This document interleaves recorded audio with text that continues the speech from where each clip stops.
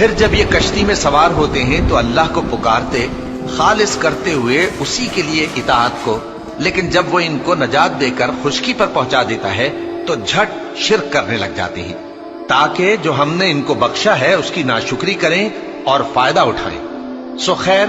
ان قریب ان کو معلوم ہو جائے گا۔ اور جب انسان کو تکلیف پہنچتی ہے تو لیٹا اور بیٹھا اور کھڑا ہر حال میں ہمیں پکارتا ہے،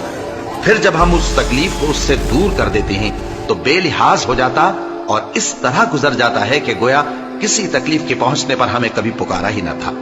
اسی طرح حد سے نکل جانے والوں کو ان کے اعمال آراستہ کر کے دکھائے گئے ہیں۔